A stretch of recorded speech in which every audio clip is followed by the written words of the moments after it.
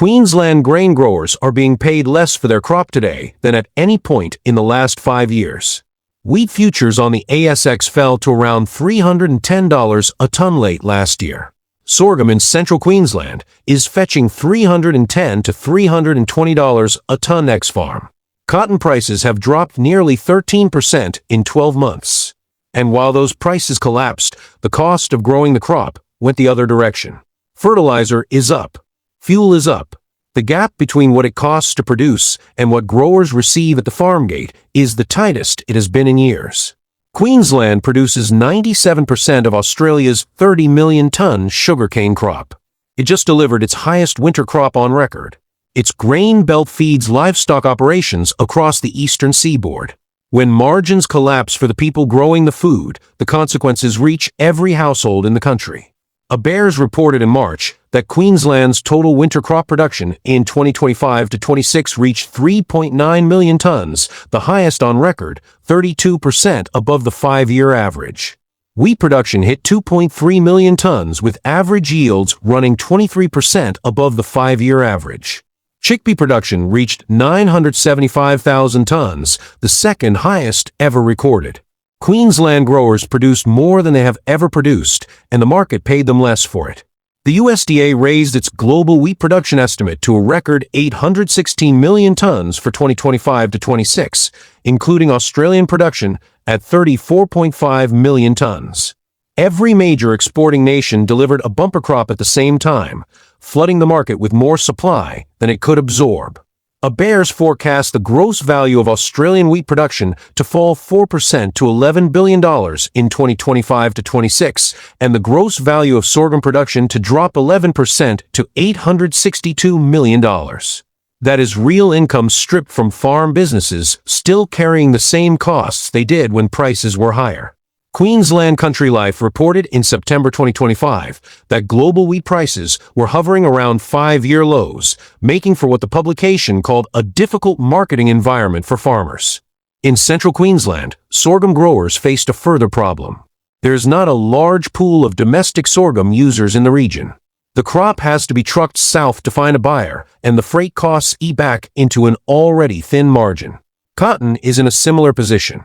Global cotton futures dropped to around 62 to 64 US cents per pound through 2025. ANZ's Associate Director of Agribusiness Insights, Alana Barrett, reported in February 2026 that Queensland's planted cotton area had fallen roughly 14% on the previous season to around 140,000 hectares. She noted that irrigated cotton production costs now exceed $4,500 per hectare before overheads. With global prices well below where they need to be and a strengthening Australian dollar compressing returns further, the USDA's March 2026 Cotton Annual warned that below-average prices and the risk of rising input costs are expected to constrain production growth. Sugar is tracking a similar line. Prices peaked at record highs in 2023 and have eased back sharply since. ANZ cited industry sources reporting negative cane pays late last year, combined with a falling price. AgForce cane President Chris Punzell described future sugar prices as looking dismal. Sugar production is worth $2.5 billion to the Australian economy annually, and around 4,000 cane farming businesses depend on it. Many of those businesses are now looking at whether to diversify into bioenergy and biofuels to stay viable. Prices fell, but costs did not. Australia imports around 88% of its phosphate requirements. Half of the world's urea fertilizer supply is linked to Middle East supply chains.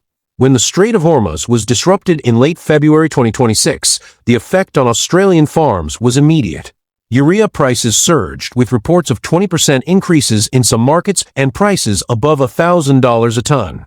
Diesel jumped past $2.25 per liter, up from around $1.75 before the conflict. In parts of New South Wales and Queensland, farmers were receiving only partial fuel orders or being turned away at regional bozers altogether. Australia holds just 34 days of diesel reserves, a figure classified as non-compliant with International Energy Agency standards since 2012. Queensland Country Life set out the numbers in May 2026. Diesel had risen roughly 38% above its pre-conflict base. Fertilizer was up about 72%. But wheat and canola prices had lifted only around 9%. The cost of production moved sharply higher, while the price received for the product barely moved at all. Peter Boylan from property advisory firm LAWD said in May that elevated input costs and lower commodity values have tightened margins over the past year. Many growers had no choice but to lock in fertilizer and diesel purchases near the top of the market because the planting window would not wait. A later fall in input prices does not undo the damage when the farm budget is already carrying the higher cost. Fertilizer, plant maintenance, and labor account for roughly 50% of a typical cropping enterprise's production costs. Chemical inputs add another 20%. Fuel sits at around 10%. When all three move higher at once while commodity prices sit at 5-year lows, the equation for a Queensland grain or cotton grower becomes very tight. That squeeze sits on top of a debt burden that has been building for a decade. According to Bloomberg, the average Australian farm carried debt of $1.1 million in 2024, nearly twice the level of a decade earlier. Emeritus Professor Alison Sheridan from University of New England Business School noted that the push for Australian farms to be efficient and competitive internationally has meant scale. Australian farms average 72 square kilometers compared to 1.8 in the United States. But that scale requires debt. And Australia pays its farmers in subsidies roughly a fifth of what Canada and the US provide, and a tenth of what the European Union offers. The financial stress is now showing in the insolvency figures. The Australian Financial Security Authority reported that 3,019 Queenslanders faced personal insolvency in 2024 to 25, with 1,536 becoming bankrupt.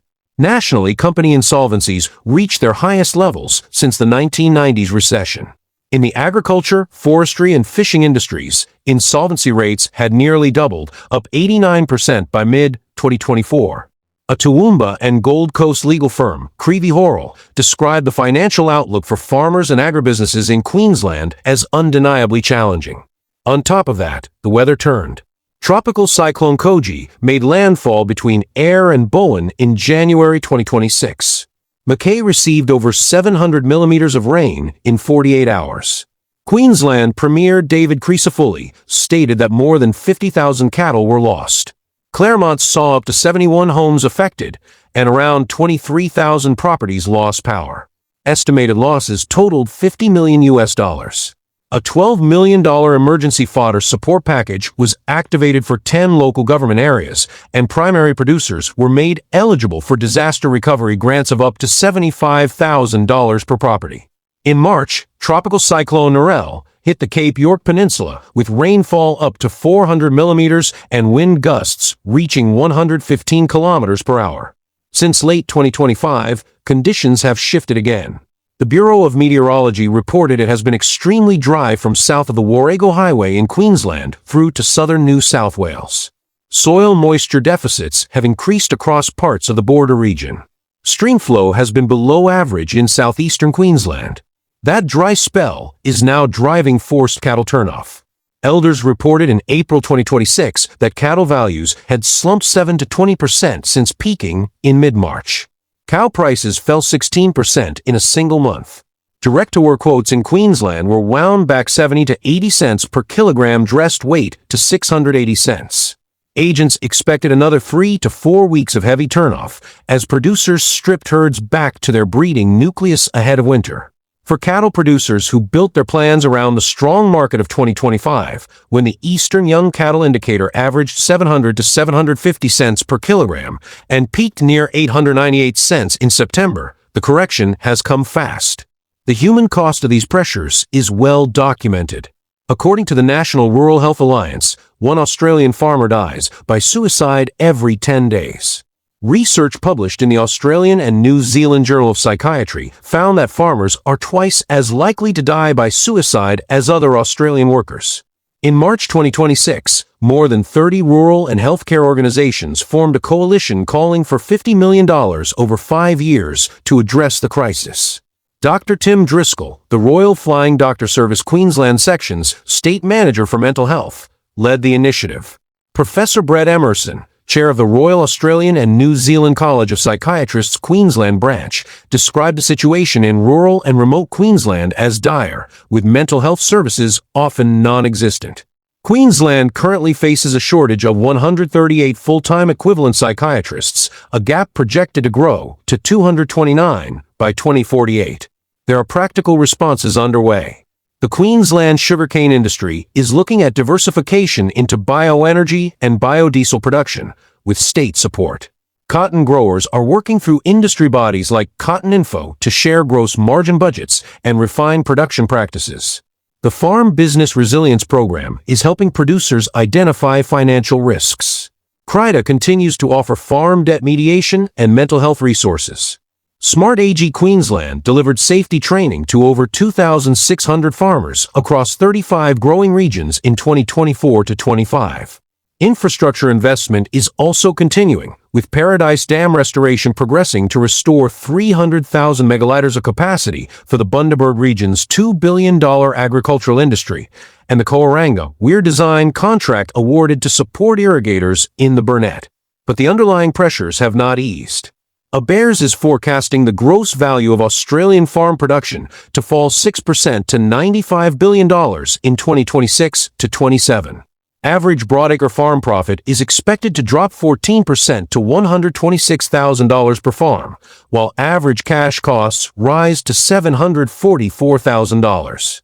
ABARES Executive Director Dr. Jared Greenville acknowledged in March 2026 that production is expected to ease, with below-average rainfall forecast for much of southern Australia heading into autumn.